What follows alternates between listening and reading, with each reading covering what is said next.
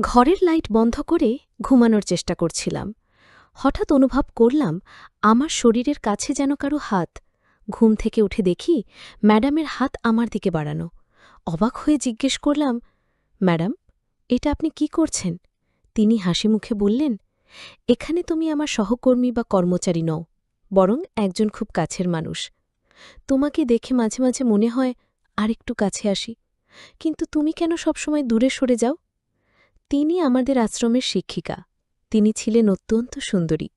ফর্সা গায়ের রং আরেকটু স্বাস্থ্যবান, যা তাকে আরও আকর্ষণীয় করে তুলেছিল। প্রথম দেখাতেই আমি তাকে মনের মধ্যে স্থান দিয়েছিলাম। তিনি শাড়ি পরতে খুব পছন্দ করতেন এবং সবসময় আন্তরিকভাবে কথা বলতেন। এই আন্তরিকতার প্রথম উদাহরণ পাই যখন এক সন্ধ্যায় তিনি আমাকে তার বাড়িতে ডাকেন। সেদিন তিনি স্কুলে আসেননি। জানি, আমি কিছুটা উদ্বিগ্ন ছিলাম। সন্ধ্যায় তার বাড়িতে পৌঁছে দেখি তিনি আমাকে সরাসরি তার ঘরে নিয়ে গেলেন। খুব কাছে এসে বললেন, একা থাকাটা আমার জন্য খুব কঠিন হয়ে যাচ্ছে। তুমি চাইলেই একাকিত্ব দূর করতে পারো। তার কথায় আমি অবাক হয়ে যাই। কখনো ভাবিনি আমার প্রথম চাকরি এভাবে এক নতুন অভিজ্ঞতা নিয়ে আসবে। তখন আমি আশ্রমের একজন পাহারাদার হিসেবে কাজ করছিলাম। বন্ধুরা, আজকের গল্পটা বেশ বিশেষ। আশা করছি তোমাদের ভালো লাগবে। আমাদের চ্যানেলে নিয়মিত এমন গল্প পাবেন। ভালো লাগলে ভিডিওটি লাইক, শেয়ার আর চ্যানেলটি সাবস্ক্রাইব করতে ভুলবেন না। সম্প্রতি আমি একটি চাকরি পেয়েছি আশ্রমের একটি স্কুলে। সেখানকার একজন সুন্দরী শিক্ষিকা ছিলেন খুবই আন্তরিক। তার ব্যবহার আমাকে প্রথম দিকে বেশ অবাক করেছিল। এতদিনে যা শিখিনি, যেন জীবনের অনেক কিছুই তিনি আমাকে শিখিয়ে দিতে চেয়েছিলেন। আমার নাম কুনাল বয়েস, বয়স ২৮। নতুন চাকরির জন্য আমি এই জেলায় স্থায়ী হয়েছি। তবে মাত্র ৪ মাসে একই ধরনের কাজ করতে করতে একটু একঘেয়ে লাগছিল। অন্য কোথাও বদলির কথা ভাবছিলাম, তখনই আশ্রমে একটি ঘটনা ঘটে যা আমার জীবনকে নতুন রঙে রাঙিয়ে দেয়। একদিন আশ্রমের বাচ্চাদের মধ্যে ঝগড়া লেগে যায়। সেই সময় আমার নজর যায় একজন সুন্দরী মহিলার দিকে, যিনি শিশুদের সামলাতে কিছুটা বিপাকে পড়েছিলেন। পরে জানতে পারি তিনি আমাদের নতুন শিক্ষিকা। আমি এগিয়ে গিয়ে শিশুদের ঝগড়া থামানোর চেষ্টা করি।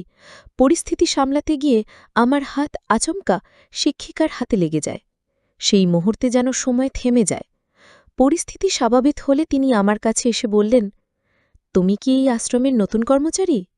তিনি নিজের পরিচয় দিয়ে জানালেন তার নাম তানিয়া এবং তিনিও এখানে নতুন শিক্ষিকা হিসেবে যোগ দিয়েছেন। একদিন তানিয়া ম্যাডামের পায়ে আঘাত লাগে। আমি তাকে শিক্ষক কক্ষে নিয়ে গিয়ে ওষুধ লাগাই। তখন আমরা সেখানে একাই ছিলাম। তিনি আমার দিকে তাকিয়ে বললেন, তোমার সাহায্য আমার অনেক কাজে লাগল, ধন্যবাদ। এমন অনেক ছোট ছোট ঘটনায় আমাদের মধ্যে একটা সম্পর্ক তৈরি হতে থাকে। একদিন জন্মদিনের আমন্ত্রণ জানান। রাতে তার বাড়িতে গিয়ে দেখি তিনি নিজে গেট পর্যন্ত এসে আমাকে স্বাগত জানালেন। তার সুন্দর বাড়ি দেখে আমি মুগ্ধ হয়ে যাই। আমার ছোট ভাড়া করা ঘরের যে সৌন্দর্য ছিল না, তা ম্যাডামের বাড়ির প্রতিটি কোণেই যেন খুঁজে পেলাম। ঘরে ঢুকে দেখলাম আমাদের ছাড়া আর কেউ নেই। টেবিলে একটি জন্মদিনের কেক রাখা ছিল। দেখে মনে হলো হয়তো কোনো অতিথি আসবেন। আমি ম্যাডামকে জিজ্ঞেস করলাম, এখানে কি আর কেউ আসবে? তিনি হেসে বললেন, না, এখানে আমি আর তুমি ছাড়া আর কেউ নেই। আমি অবাক হয়ে জিজ্ঞেস করলাম, তাহলে এই কেক কে নিয়ে এসেছে? ম্যাডাম মৃদু হেসে বললেন, এই কেক আমি নিজেই এনেছি। তার কথায় আমার খারাপ লাগল। ভাবলাম, কেন আমি নিজে কেক আনার কথা ভাবিনি? নিজেকে দোষ দিতে দিতে বললাম, ম্যাডাম, সত্যি বলছি, আমারই কেক আনার কথা মনে করা উচিত ছিল। ম্যাডাম হেসে বললেন, তুমি স্কুলে আমাকে জন্মদিনের শুভেচ্ছা জানাওনি কেন? আমি কিন্তু একটু অভিমান করেছি। তার অভিমানী কণ্ঠ আমাকে অবাক করল। আমি তার সামনে হাঁটু গেড়ে বসে তাকে গিফট দিলাম এবং বললাম, ম্যাডাম, আপনাকে খালি হাতে শুভেচ্ছা জানাতে ইচ্ছে করছিল না, তাই সকালে কিছু বলিনি। গিফট দেখে তিনি বললেন, কুনাল, এত মূল্যবান গিফট আনার কি দরকার ছিল? তোমার আশাই আমার জন্য অনেক বড় ব্যাপার। এরপর তিনি আমার হাত ধরে কেক কাটলেন এবং নিজে হাতে কেক খাওয়ালেন। আমি হেসে জিজ্ঞেস করলাম, ম্যাডাম, আপনার কি বাড়িতে আর কেউ নেই? আপনার স্বামী কি অন্য কোথাও থাকেন? তিনি মৃদু হেসে বললেন, না, আমার এখনো বিয়ে হয়নি। আসলে বিয়ে নিয়ে আমার তেমন কোনো আগ্রহ নেই, তাই একাই জীবন কাটাচ্ছি। তার এমন সৌন্দর্য দেখে মনে হলো তার প্রশংসা করার মতো কেউ নেই। সেই রাতে তার ঘরেই রাতের খাবার খেলাম। তার হাতের রান্না ছিল অসাধারণ। গল্প করতে করতে কখন যে রাত 10:30 বেজে গেছে খেয়ালই করিনি। ঘড়ির দিকে তাকিয়ে বললাম, এবার আমি আসি, অনেক রাত হয়ে গেছে। ম্যাডাম হেসে বললেন, কুনাল, এত তাড়া কিসের? আর একটু বসো না। আমি বুঝতে পারলাম একা থাকার কারণে হয়তো তিনি আমার সঙ্গে সময় কাটাতে চাইছিলেন। ভেবে দেখলাম আজ রাতে একটু বেশি সময় থাকলে ক্ষতি নেই। তার কথায় রাজি হয়ে রাতটা তার বাড়িতে কাটানোর সিদ্ধান্ত নিলাম। কিছুক্ষণ পর তিনি আমাকে তার ঘরে ডাকলেন। আমি ঝুঁকে বললাম, ম্যাডাম, সরি, আপনি যদি না ডাকেন তবে আমি ভুল করে চলে এসেছি। তিনি হেসে বললেন, না, তোমাকেই দেখেছি, আসলে কিছু সাহায্য দরকার। ম্যাডাম বললেন, পিছনের হুকগুলো খুলতে পারছি না, তুমি কি একটু সাহায্য করতে পারবে? আমি লজ্জা পেলেও তাকে সাহায্য করলাম। কাজ শেষ হলে দ্রুত ঘর থেকে বেরিয়ে এলাম। সেই রাত্রি তার বাড়িতেই কাটালাম। সকালে নিজের ঘরে ফিরে গেলাম, কারণ অফিসের ইউনিফর্ম সেখানে ছিল। কয়েকদিন পর ম্যাডাম স্কুলে এলেন না। দুদিন পর তার কাছ থেকে ফোন পেলাম। তিনি বললেন, কুনাল, তোমার একটু সাহায্য দরকার। তার কথায় দ্রুত তার বাড়িতে গেলাম। গিয়ে দেখি তিনি খুব দুর্বল, চলাফেরা করতেও কষ্ট হচ্ছে। আমি তার স্বাস্থ্যের খোঁজ নিলাম।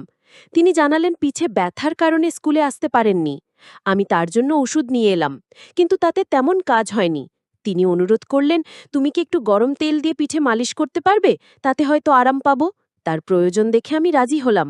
রাত 9টার সময় তার পিঠে তেল মালিশ করতে শুরু করলাম। মাঝে মাঝে তার মুখ দিয়ে অস্বস্তির শব্দ বের হচ্ছিল। মনে হচ্ছিল তিনি খুব ব্যথা পাচ্ছেন। কাজ শেষ করে ঘর থেকে বেরিয়ে এলাম। ম্যাডাম অনুরোধ করলেন, দিনে তোমার কাজ করো, তবে কয়েকদিন রাতেও থেকে যাও। যখন আর দরকার হবে না আমি নিজেই জানাব।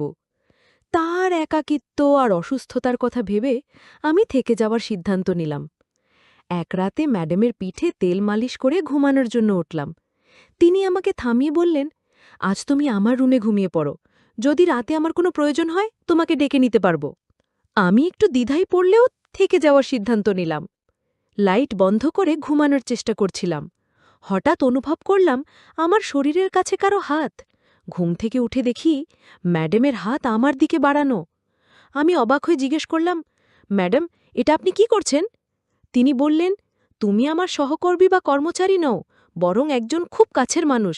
তোমাকে দেখে মনে হয় আরও কাছে আসি, কিন্তু তুমি কেন সব সময় দূরে সরে যাও? আমি নম্রভাবে বললাম, ম্যাডাম, আমি আপনার প্রতি শ্রদ্ধাশীল। আমাদের মধ্যে যে সামাজিক বা মানসিক দূরত্ব রয়েছে তা পার হওয়া আমার পক্ষে সম্ভব নয়। তিনি হেসে বললেন, আমার কাছে এসব বিষয় তেমন গুরুত্ব পায় না। তুমি যা ভাবছ আমি তা নিয়ে মাথা ঘামাই না। তবে আমি তাকে স্পষ্ট করে জানালাম, আপনার প্রতি আমার শ্রদ্ধা অনেক, কিন্তু আমি সম্পর্কের সীমা মেনে চলতে চাই। আমার কথা শুনে ম্যাডাম কিছুটা চুপ হয়ে গেলেন। সেই রাতটা আমরা শুধুমাত্র কথোপকথনের মধ্য দিয়েই কাটিয়ে দিলাম। কোনো ভুল বোঝাবুঝি হলো না। তবে আমার মনে হলো আমার কথাগুলো তার পছন্দ হয়নি। তিনি হয়তো মনে মনে অনেক কষ্ট পেয়েছেন। কিন্তু আমার কিছু করার ছিল না, কারণ আমি এমন একজন যে কোনো নারীর সঙ্গে সামান্য সময় কাটিয়ে তাকে ভুলে যায় না। আমি বললাম, আপনার মধ্যে আমি আমার জীবনের সঙ্গীকে খুঁজে পেয়েছি। আমি আশা করি আপনিও আমাকে সেই দৃষ্টিতে দেখবেন। আমার কথা শুনে তিনি একটু দূরে সরে গিয়ে বললেন, আমি তোমাকে আগেই বলেছিলাম যে বিয়ে নিয়ে আমার কোনো আগ্রহ নেই। তাই তো এখনো ৩৫ বছর বয়সে অবিবাহিত আছি। আমাকে বিয়ে নিয়ে ভাবতে হবে। এখন আমি এর জন্য প্রস্তুত নই। সেই রাতে আমার কথা শুনে তিনি কিছুটা অভিমান করেছিলেন। তবে সত্যি বলতে আমি এমন কেউ নই যে সাময়িক সম্পর্ক তৈরি করি। আমি তাকে আমার জীবনের সঙ্গী হিসেবে ভেবেছিলাম এবং মনে মনে তাকে ভালোবেসেছিলাম। সেদিন রাতে আমি তার ঘরে থাকিনি, বরং বাইরে গিয়ে ঘরের লবিতে ঘুমিয়ে পড়ি। অনেক রাত হয়ে যাওয়ায় নিজের ঘরে ফিরে যাবার সুযোগ হয়নি। পরদিন স্কুলে যখন আমাদের একে অপরের চোখে চোখ পড়ে, তখন তার আচরণ কিছুটা ভিন্ন মনে হলো। সেদিন তিনি আমাকে স্কুলের বাইরে মাঠে ডেকে কিছু কাগজ দিলেন এবং বললেন, এগুলো বাইরে কোনো একজনের কাছে দিয়ে আসো। আমি তো তখন শুধুমাত্র ওয়াচম্যানের কাজ করছিলাম। বাইরে গিয়ে দেখলাম সেখানে কাউকে দেখা যাচ্ছে না। কাগজগুলো কাকে দিতে হবে তা জানার জন্য আমি আবার শিক্ষক কক্ষে ফিরে গেলাম, কিন্তু তখন তিনি সেখানে ছিলেন না। আমি তাকে প্রধান শিক্ষকের কেবিনে যেতে দেখলাম। তার সঙ্গে কথা বলার জন্য কেবিনের দিকে গেলাম। প্রধান শিক্ষকের কেবিনের সামনে দাঁড়িয়ে ভেতর থেকে প্রধান শিক্ষক ও ম্যাডামের হাসির আওয়াজ শুনতে পেলাম। আমি লক্ষ্য করলাম ম্যাডাম আমার সম্পর্কে প্রধান শিক্ষকের সামনে বেশ প্রশংসা করছেন। তার কথাগুলো শুনে আমি বেশ আবেগপ্রবণ হয়ে পড়লাম। সেই রাতে আমি আর নিজেকে সামলাতে পারলাম না। ম্যাডামকে না জানিয়ে তার বাড়িতে যাওয়ার সিদ্ধান্ত নিলাম। একটি ফুলির তোড়া হাতে নিয়ে তার বাড়ির খোলা দরজা দিয়ে ভেতরে ঢুকলাম। তাকে রান্নাঘরে ব্যস্ত দেখতে পেয়ে আমি তাকে কাজ থেকে উঠিয়ে তার ঘরে নিয়ে গেলাম। ঘরে গিয়ে তাকে বিছানায় শুইয়ে দিয়ে পাশে বসে পড়লাম। কিন্তু তখন তার চোখে মুখে কিছুটা অস্বস্তি ও আতঙ্কের ছাপ দেখতে পেলাম। আমি কাছে গিয়ে বললাম, ম্যাডাম, কাল তো আপনি আমাকে এতটা উৎসাহ দিয়েছিলেন, আজ কেন এতটা বিচলিত লাগছে? আমি তার কপালের ঘাম মুছতে যাব ঠিক তখনই ঘরের বাথরুম থেকে একজন বেরিয়ে এলেন। তাকে দেখে ম্যাডাম অবাক হয়ে বসে পড়লেন এবং বিস্মিতভাবে আমার দিকে তাকিয়ে রইলেন। সেই ব্যক্তি আর কেউ নন, আমাদের স্কুলের প্রধান শিক্ষক।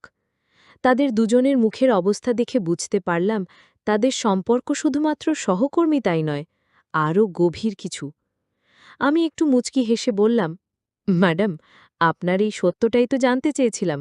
ভালো হয়েছে, ভোরে অন্য কোনোভাবে দেখতে হয়নি। আপনার মিথ্যে আবেগে আমি যেন এক প্রকার আপনার কৃতদাস হয়ে গিয়েছিলাম। আজ সকালে প্রধান শিক্ষকের কক্ষে আপনি আমার প্রশংসা করছিলেন, আমি সব শুনেছি। আসলে আপনি আমাকে আপনার মায়াজালে ফেলে সব ব্যয়বহুল কাজ করাতে চেয়েছিলেন। এতদিন আমি আপনাকে সম্মান করে আপনার প্রতি অনুভূতির কারণে সব কাজ করেছি। আপনি যা যা করতে বলেছিলেন আমি কখনো প্রশ্ন করিনি, কিন্তু আপনি আমার সঙ্গে প্রতারণা করে বড় ভুল করেছেন।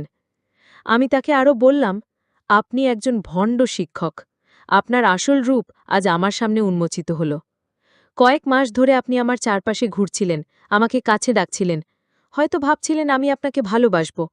কিন্তু আপনার সাথে জন্মদিনে কেক কাটার পর যখন আপনি আমার হাত ধরেছিলেন, তখন আমার মনে গভীর অনুভূতি তৈরি হয়েছিল। আপনাকে আমি সত্যিকারের ভালোবাসতে শুরু করেছিলাম। এমনকি একদিনও যদি আপনি স্কুলে না আসতেন, আমি চিন্তিত হয়ে পড়তাম। কিন্তু মনে হচ্ছে ভাগ্য অন্য কিছু পরিকল্পনা করে রেখেছে। ঘটনাচক্রে আপনার আসল সত্য আমার সামনে এসেছে।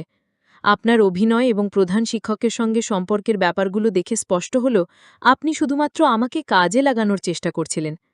আর আশ্রমের দরিদ্র শিশুদের খাবারের বস্তাগুলো, যেগুলি আপনি গোদাম থেকে আমার গাড়িতে তুলতে বলতেন, সেগুলো পরে কালোবাজারে বিক্রি করতেন। আশ্রমের দরিদ্র শিশুদের জন্য বরাদ্দ খাবার চুরি করতে গিয়ে আপনাদের কোনো লজ্জাবোধ হয়নি? প্রতিদিন সেই শিশুরা খাবারের অভাবে কষ্ট পায়। তাদেরই অভিশাপে আজ আপনাদের এই সত্য আমার সামনে এসেছে। আমার কথা শুনে দুজনে হেসে উঠলেন। প্রধান শিক্ষক আমাকে উপহাস করে বললেন, তুই তো স্রেফ একজন সাধারণ কর্মী। আমাদের সামনে যা ইচ্ছে বলছিস, কিন্তু বাইরের কেউ তোকে গুরুত্ব দেবে না। শুনে রাখ, আমি নিজে স্বীকার করছি যে এই মহিলাকে অন্য একজন যোগ্য প্রার্থীকে বাদ দিয়ে চাকরি দিয়েছি। শুধু তাই নয়, আশ্রমের খাবারও বাইরে বিক্রি করি। প্রধান শিক্ষক আরও বললেন, তুই যা বলবি বল, আমাদের কিছুই করতে পারবি না। সব কিছুই তোর সামনে স্বীকার করেও তোর কোনো লাভ হবে না। আমাদের বিরুদ্ধে কিছু করার ক্ষমতা তোর নেই। এই কথা শুনে প্রধান শিক্ষক এবং ম্যাডাম একসঙ্গে আমাকে উপহাস করে হাসতে লাগলেন। সত্যি বলতে তখন আমার কিছু করার ছিল না, কারণ আমি ছিলাম মাত্র একজন সামান্য ওয়াচম্যান। আমার মতো গরিবেরা তাদের মতো ধনীদের বিরুদ্ধে কী বা করতে পারে? তার কয়েকদিন পর আমি সেই চাকরি ছেড়ে অন্য একটি জায়গায় চাকরি নেই। এখন সেখানে অনেক ভালো দিন কাটছে। আমার জীবনে নেই কোনো ঝামেলা, নেই কারো প্রতি মায়া। এখানে আমি বেশ ভালো আছি। ম্যাডাম এবং প্রধান শিক্ষক তাদের ক্ষমতা ও প্রভাব খাটিয়ে অন্যায় কাজ করে যাচ্ছিলেন। ম্যাডাম প্রধান শিক্ষকের সঙ্গে তার সম্পর্কের সুযোগ নিয়ে চাকরি এবং অন্যান্য সুযোগ সুবিধা পেয়েছিলেন, যা প্রকৃতপক্ষে তার প্রাপ্য ছিল না। এখান থেকে আমরা দেখতে পাই যে ক্ষমতা ও প্রভাব খাটিয়ে অন্যের অধিকার হরণ করা অত্যন্ত নিন্দনীয়। এই ধরনের অন্যায় সমাজের নৈতিক ভিত্তিকে দুর্বল করে দেয়। ওয়াচম্যান ম্যাডামের প্রতি ভালোবাসা এবং স্নেহ অনুভব করেছিলেন। তিনি বিশ্বাস করেছিলেন ম্যাডাম তাকে সম্মান এবং ভালোবাসা দেন, কিন্তু বাস্তবে ম্যাডাম কৃত্রিমভাবেই আবেগ দেখিয়েছিলেন, শুধুমাত্র নিজের স্বার্থসিদ্ধির জন্য। এই ঘটনা আমাদের শেখায় যে বিশ্বাস অর্জন করতে যেমন সময় লাগে, তেমনি একবার বিশ্বাস ভেঙে গেলে তা আর ফিরিয়ে আনা সম্ভব নয়। আমরা যাদের ভালোবাসি তাদের প্রতি প্রতিশ্রুতিশীল এবং সৎ হওয়া উচিত, না হলে একদিন সে সম্পর্ক ভেঙে যাবে। গল্পে উল্লেখ আছে যে আশ্রমে দরিদ্র শিশুদের জন্য বরাদ্দকৃত খাবার কালো বাজারে বিক্রি করা হয়। এটি অত্যন্ত নিন্দনীয় একটি অপরাধ। দরিদ্র ও অসহায় শিশুদের জন্য বরাদ্দকৃত সম্পদ ব্যবহার করে তারা তাদের শোষণ করছে। এর ফলে দরিদ্র মানুষ আরও দরিদ্র হয়ে পড়ছে এবং তাদের প্রতি সমাজের কর্তব্য অবহেলিত হচ্ছে। এই ধরনের অপরাধ আমাদের শেখায় যে সমাজের দুর্বল অংশের অধিকার রক্ষা করা আমাদের সবার দায়িত্ব। তাদের বরাদ্দকৃত সম্পদ চুরি করা একটি মানবিক অপরাধ। গল্পের শেষে ওয়াচম্যান দেখিয়েছেন যে একজন মানুষের আত্মসম্মান গুরুত্বপূর্ণ। নিজের মর্যাদা বজায় রেখে জীবনযাপন করা এবং অন্যায়ের কাছে মাথা নত না করাই শ্রেয়। তিনি সেই অন্যায় পরিস্থিতি ছেড়ে নতুন চাকরি নিয়ে ভালোভাবেই জীবনযাপন করছেন। এটি বোঝায় যে আত্মসম্মান রক্ষার জন্য অন্যায় পরিস্থিতি ত্যাগ করা উচিত। গল্পের ওয়াচম্যান অনুভব করেন যে ম্যাডাম তার প্রতি কৃত্রিম আবেগ প্রদর্শন করেছিলেন। সত্যিকারের ভালোবাসা কখনো প্রতারণা করে না। এই গল্পটি আমাদের শেখায় যে অন্ধভাবে কারোর ওপর ভরসা করা উচিত নয়। বন্ধুরা, যদি এই গল্পটি ভালো লেগে থাকে তাহলে দয়া করে ভিডিওটি লাইক করুন এবং আমাদের চ্যানেলটি সাবস্ক্রাইব করুন। পাশে থাকা বেল আইকনটি প্রেস করুন যাতে আমরা যখনই নতুন ভিডিও আপলোড করি তার নোটিফিকেশন সবার আগে আপনার কাছে পৌঁছে যায়। ধন্যবাদ। দেখা হবে আমাদের পরবর্তী ভিডিওতে।